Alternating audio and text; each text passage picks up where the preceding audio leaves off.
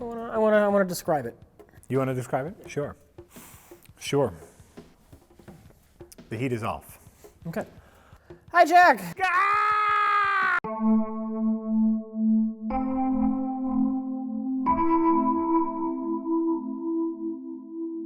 Gah? That's all I got. You're saying gah because we're talking about Dishonored 2. That's a rotten segue. Wow. It's a rotten segue. That's Dishonored the worst. 2. Dishonored 2 is the new game by Bethesda? Bethesda. Okay. Dishonored 2 is the new game by Bethesda.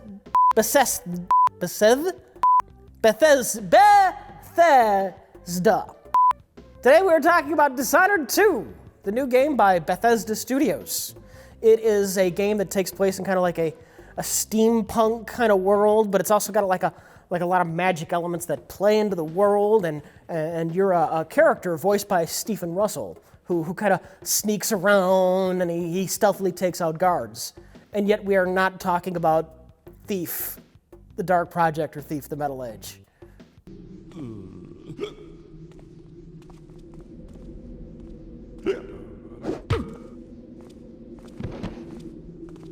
Which is fine by me, because at some point, somebody at Bethesda said, you know what? We're going to make a real new Thief game. We're going to call it Dishonored, right? And then they made Dishonored 2, and they were like, fuck it. We're going all in, and we're going to have Stephen Russell voice Corvo. So you came into this game thinking of it just kind of like an HD remake of Thief. That's how I kind of, I couldn't help it.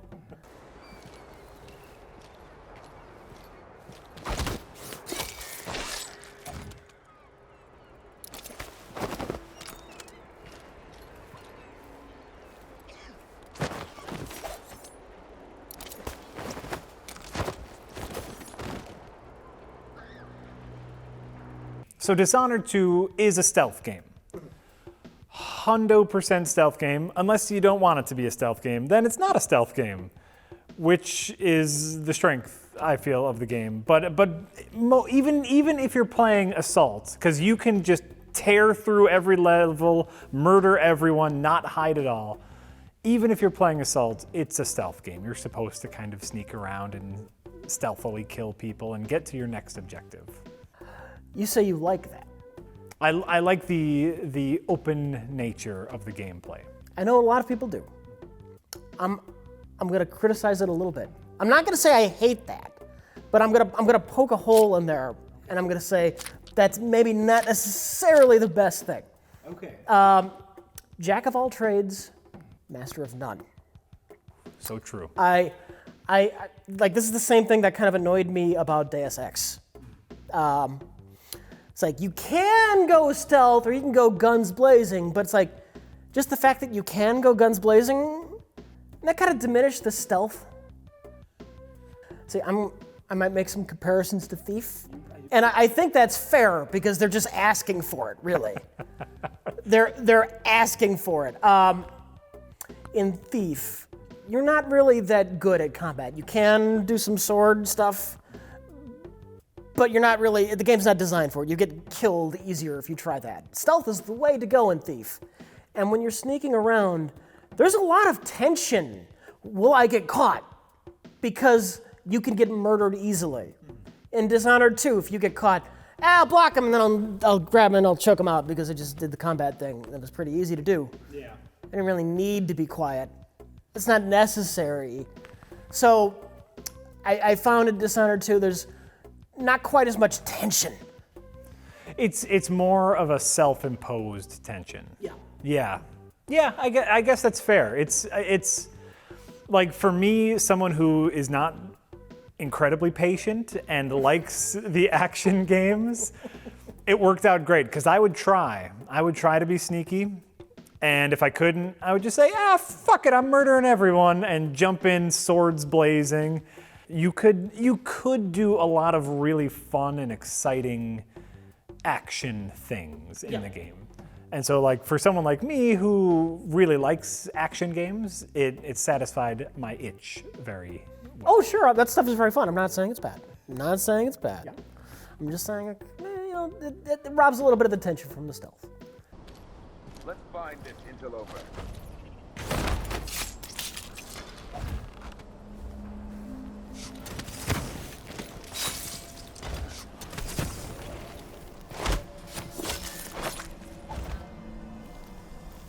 By the way, speaking of the jack of all trades approach, Yeah. and why I don't necessarily think this is the best thing, I was playing that first area where you got to get to the boat, and I was having a lot of trouble sneaking through there for whatever reason. I kept getting caught, like no matter what I did. It was just like a ton of guards. There's a ton of guards everywhere. There's almost too many damn guards for a stealth game. Yeah. And eventually, after trying this difficult stealth process, sneak behind him and sneak over there, what worked was just sprinting through all of the guards straight to the boat. All right. Here's the question. Do you want me to actually try and stealth this, or do I do this the fast way? Wait until they give up searching? Oh my god. You know what? I'm not patient enough for that.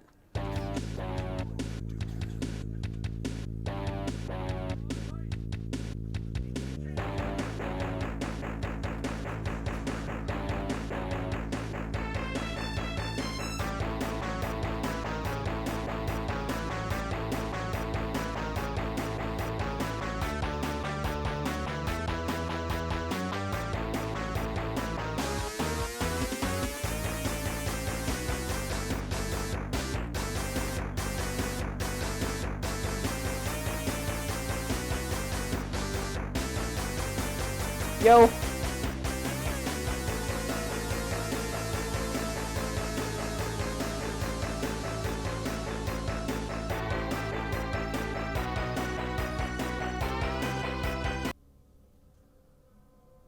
Detections.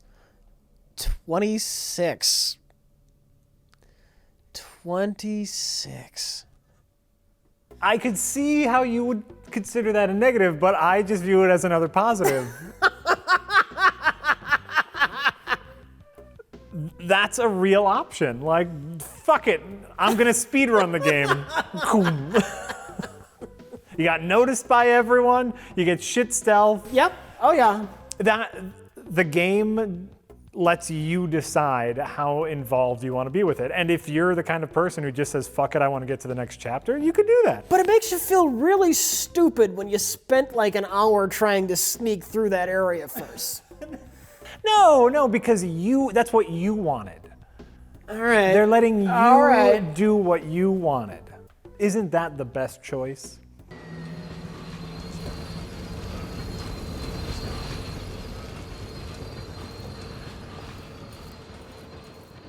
Here's a criticism I have of the game. I don't always know when I'm hidden. Sure. You duck behind things, and that didn't always necessarily work. Like, I thought I was hidden. I felt like I was around the corner enough. But then I see the little lightning bolt over the guard's head. There he is! Get him! And I'm like, what? I thought I was behind this thing. It's behind this thing. Yep. Another comparison to Thief. Go ahead and compare. I always knew when I was hidden in Thief. Well, Thief gives you a little bauble. Thief's got a little bauble on the bottom of the screen, and you're hidden when you're in darkness. And the more darkness you're in, the more hidden you are. And you know how hidden you are because there's a little gem at the bottom of the screen. And based on how dark that gem is, you know how much you are being seen. Right. I don't really know when I'm playing Dishonored. I know I hit the button to duck, but I just don't know how hidden I am relative to what people can see. It makes it hard. You know, I get that. Like, the lack of information means you have less to go on as a gamer, but I kind of liked how they didn't give you like a little bauble. Because then you just got to figure it out, and it made me play a lot more cautious when I wanted to be stealthful. You know, like, I'd make sure I'd get above people. And they do give you a tiny little window, like, you see the white lightning bolt, and you can go back and hide, and then the lightning bolt disappears. So it gives you a little bit of a warning. And it just kind of teaches you naturally, I felt, where you're hidden. So you say that, like the tutorial tells you, enemies tend not to look up. You're pretty safe when you're up on a high ledge. Ooh. First stage of the game, I'm trying to get out to that boat. And I'm standing up on a thing, and I'm looking for an opening in the guards, right? Yeah. There he is! I'm standing up here! The tutorial told me I'm safe up here! I'm up! Why are they seeing me when I'm up? So I didn't know when I was hidden, even though I was taking actions that I thought were proper actions to be hidden. Sure. I can see the pros and cons. You want to make informed decisions. Yes. On when you're in stealth and when you're not. You want a black and white, or at least something that gives you the black and white scale. Yeah. And the game doesn't give you that. Bad. Someone there?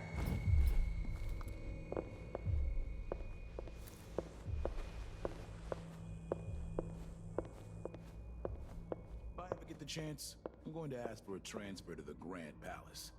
Why shouldn't I? I deserve as much. Oh, well. The magic powers, they kind of nerfed the game a little bit too. Like Blink. In a stealth game, just the ability to teleport is nearly anywhere. God, it makes everything just so much easier. Yes. And quicker. Like, it's a good way to pick up the pace of the stealth game.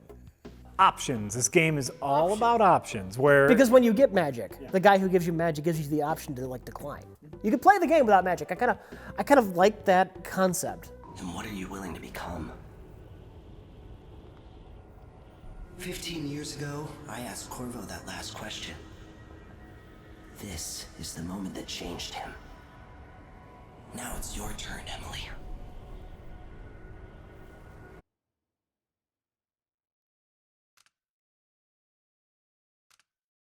I respect that so much. I didn't do it just for speed's sake. I need to play the game. But I think in a future playthrough, I'm going to go through no magic. That was one of going back to another supposed game about choices. If you remember the original BioShock, Yeah.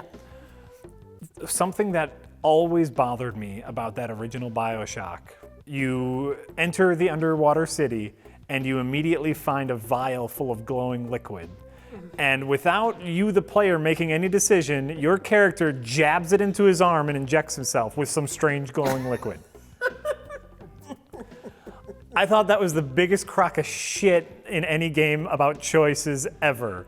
So here in Dishonored 2, you get the choice. And beyond just like use magic or not, kill people or not, stealth or not, the levels themselves, I need to talk very highly about how these levels are laid out. The options you have are numerous and wonderful, and there's almost no hand-holding whatsoever. Mm-hmm. In most games, you have a corridor and you need to go down the corridor. Some games you'll have a corridor and maybe a vent you can go through. This game has a corridor, upper balconies, hidden rooms that you can find, basements, sewers, so many options. Jackie would have loved Thief. I couldn't. This game really is the spiritual successor to Thief. Like Bathrooms, there'd be bathrooms. And there's a bathroom. There's nothing gameplay reason for it to be there. It makes the world feel more real though. Yeah. Very early on, we're trying to make our way to a boat. Yeah. And I keep dying because I'm trying to walk down the street to the boat, and all of a sudden, I see a little thing I can jump on, and I say, oh, well, maybe I'll jump up there and climb around on the catacombs, and accidentally, I slashed my sword at some pieces of wood blocking a door. And normally in a game, you see wood blocking a door, and that means you can't go in there. But I broke the wood. And I could just go in this room and sneak through apartments. Are you saying the door was a real door? It's a real door. And not some kind of decorative thing to give the illusion that there was some kind of sensible architecture going on? Right. And I found this area without the game saying, you can break wood on doors to enter new areas. All by myself. All the levels are real. And it's very satisfying to go through them. You say that, but then again, on the other hand, you know the heart you can use that helps you find the runes and the power-ups? So many fucking icons all over the goddamn screen, Jack. Like all over the place. All over, like obnoxious to the point where it's not even really helpful because you're just getting too much fucking information. Right. 50 feet away, 20 feet away, 16 meters, 1 mile, 4 miles that way. There's a route 4 miles that way in one single room that you can get through 10 hours into the game. There's a rune over in Rocket League. You actually have to turn off Dishonored to go play Rocket League. There's a rune over there for you. I just remember that big objective marker. I remember, like, it annoyed me. There's a level in like a hospital kind of thing, and there's a really neat sequence where you have to like actually make a serum to cure like a zombie kind of plague thing. Yeah. And you actually have to put the beaker on the thing, and you pour the thing in, and like one of the ingredients you need the blood from an infected person. And I'm like, okay, now I got to look for like a sign for a morgue. There's gonna be like some kind of sign for a morgue. Maybe there's something in like a map I can find, and I can find. Oh, there's a big objective marker. Oh, it's just in the next room, and there's a big icon over it. Yeah. And it's not like in a logical place. Like if I turned the objective markers off, I wouldn't hunt for morgue signs. I wouldn't know to look for that one random body that was just on the ground over there in just a room. So yeah, objective markers were a little annoying, but you can turn them off. Options. The game has options. We live in a world where people need the hand-holding, though. And you can choose to do that.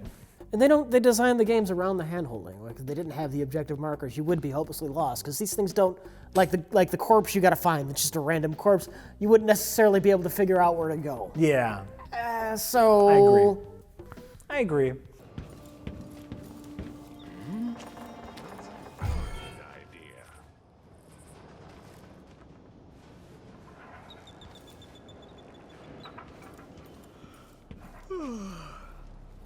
The other negative about the level design is it gets a little samey.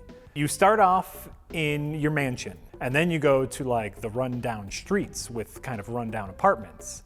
And then your next stop is other rundown streets with rundown apartments. And then you go to another mansion, and then rundown streets, and then another mansion. Luckily, the game gives you power-ups, and in the later mansion levels, the mansions, even though the mansions look the same, the mechanics that surround the mansion make it interesting enough. Mm-hmm. But like all of the city areas are basically just, it's a rundown city. This one's got whale blood in it. This one's got sand. Traitorous dog.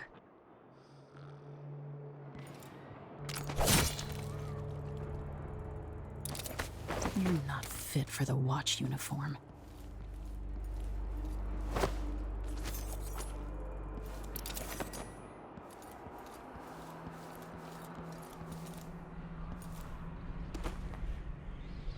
One of the neat things, thinking about like that doctor mission, was different branching objectives. So we've been framed for killing royalty, so we go to hunt the crown killer, and as it turns out, it's a doctor who's under some sort of zombie serum. So we could kill the doctor. You don't have to. Like if you just attack the doctor right away, killer, mission over, you won.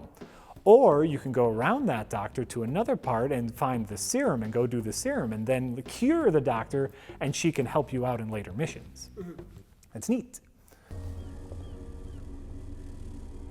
Why would you believe me? Dr. Hypatia, she believes me. She knows something's not right in Adamire.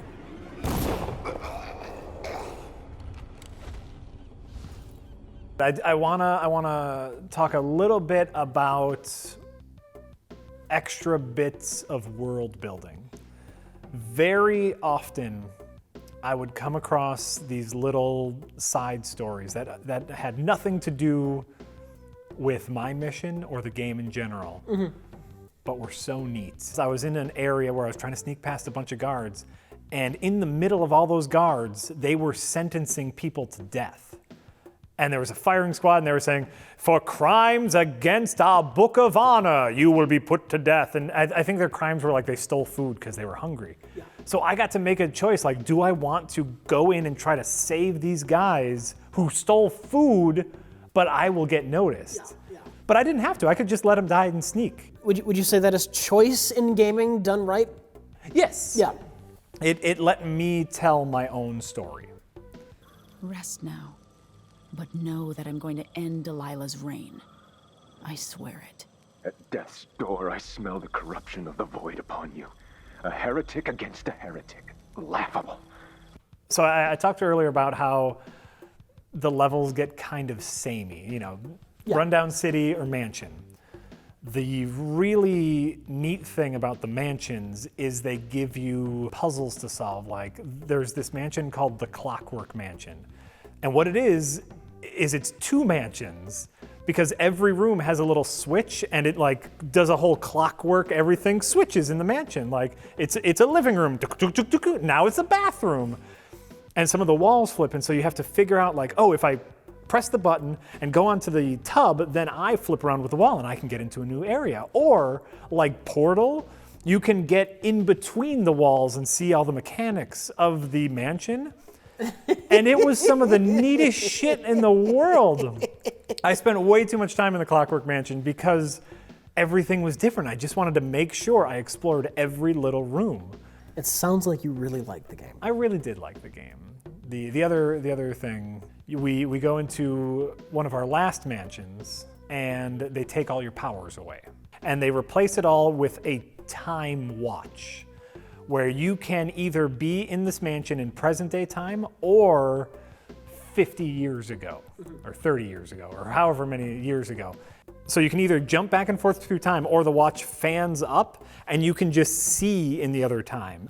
Oh, so neat. And then, you know, there'd be areas in the mansion in the future that were blocked off because like a wall fell down. Well, you can just go to the past, go through the wall before it fell down.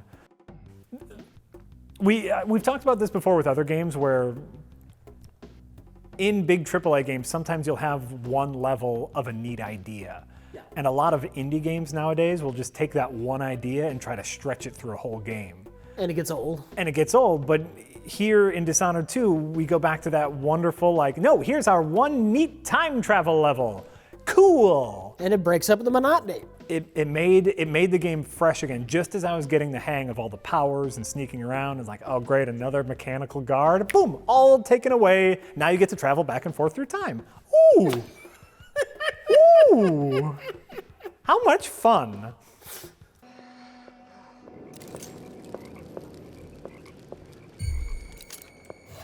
What's going on?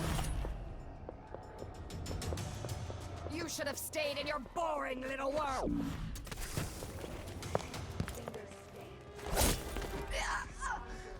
I'm probably not going to put many spoiler warnings on this because the story is so fucking simple. Your aunt takes your throne away. At the end of the game, you beat your aunt and you get your throne back. Like, surprise! Well, I mean, at the end of the day, it's not necessarily the quality of your plot. It's how you tell that story. Right. It's the journey. And I felt like the journey was acceptable. Every level, you'd get another piece of the puzzle. You'd take on another character who helped overthrow you. It moved along nicely. It's like Arkham Knight, where they take something that's fairly generic, and yet just through good storytelling techniques, they do it right. They make it work. Yeah. Like, it's one of those stories where once you get the introduction, you know how it's all going to play out. Yes. Yeah, we're going to beat this guy up and then take out the pawn, and we're going to figure out the secret of the queen, what her real motivation, who's behind that, and then we're going to kill her, and then we're going to be back on the throne. Well, you know how the story is going to play out. Yes. But it doesn't matter if they tell that story right. So, Rich. Yes. Would you recommend Dishonored 2? I guess I love The Real Thief 5.